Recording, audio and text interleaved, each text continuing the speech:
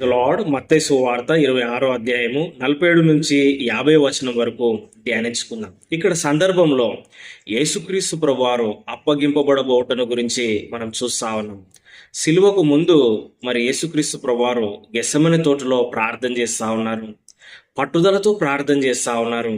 శోధనను జయించినారు ప్రభు. హల్లెలూయా కదండి. శిష్యులైతే నిద్రపోయినారు. మరి శోధన సమయంలో వాళ్ళు పారిపోయినారు. యేసుక్రీస్తు ప్రభువారు అప్పగింపబడబోవడానికి ముందు ఆ రాత్రి మరి ప్రార్థన చేస్తున్నప్పుడు మరి ఆయన సిలువకు వెళ్ళాలి కాబట్టి ఆయన సిద్ధపడి ఉన్నాడు. దేవునికి స్తోత్రం. ఇక్కడ కూడా ప్రభు భయపడలేదు.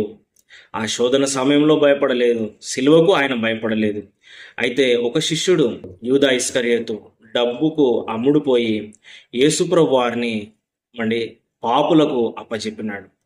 ఆయన ఇంకా మాట్లాడుతున్నప్పుడు శిష్యులతో బహుజన సమూహము కత్తులు గుదేలు పట్టుకొని ప్రధాన యాజకుల యొద్ద నుండి కొంతమంది యేసుప్రభు వారి దగ్గరికి ఆ సైనికులు వచ్చినారు. ఆ కత్తులు పట్టుకున్నారు, గుద్దేలు పట్టుకున్నారు. వాళ్ళు మరి ప్రభుని పట్టుకోవాలి, అరెస్ట్ చేయాలని వాళ్ళు వస్తూ ఉన్నారు. ఆయనను అప్పగించాలని ప్లాన్ చేసిన యూదా ఇస్కరియోతు ఒక సూచన చెప్పినాడు. నేను ఎవరినైతే ముద్దు పెట్టుకుంటానో ఆయనే యేసు అని చెప్పినాడు. ఎందుకు ఆ మాట చెప్పినాడంటే 12 మంది శిష్యులు యేసు ప్రభువారు ఆల్మోస్ట్ సేమ్ ఏజ్లో ఉన్నారు. అందులో యేసు ప్రభువారిని గుర్తుపట్టడం కష్టం రాత్రిపూట. అందుకనే యూదా ఇస్కరియోతు ఈ గుర్తు చెప్పినాడు, నేను ఎవరినైతే ముద్దు పెట్టుకుంటాను. ఆ విధంగానే యూదా ఇస్కరియోతు వచ్చినాడు. యేసు ప్రభువారిని ముద్దు పెట్టుకొని బోధకుడా నీకు శుభమని చెప్పి అన్నాడు.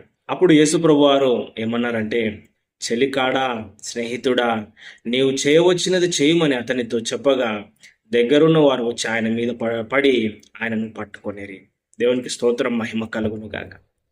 ఒకవైపు ఏమో ఒక మోసగాడు ప్రభుని అమ్మేసినాడు. ఇంకోవైపు నీతిమంతుడైన యేసుక్రీస్తు తను తాను దేవుని చిత్తానికి సమర్పించుకున్నాడు కదండి. మనం కూడా నీతి కోసం నిలబడాలి. శ్రమలైన, కష్టాలైన, బాధలైన ప్రభు కోసం నిలబడాలి. యూదా ఇస్కరియోతు తన విశ్వాసాన్ని డబ్బులకు అమ్మేసుకున్నాడు.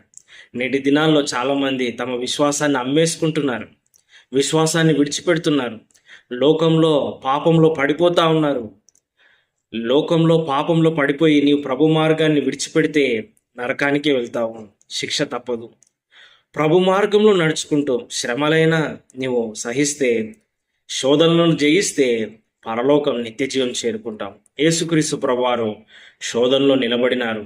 ఎలా అంటే ప్రార్థన ద్వారా. ఆమేన్ కదండి. శిష్యులు పారిపోయినారు ఎందుకంటే నిద్రపోయినారు కాబట్టి. నువ్వు ప్రార్థనలో నిలబడితే ఆ శోధన సమయాన్ని జయిస్తావు.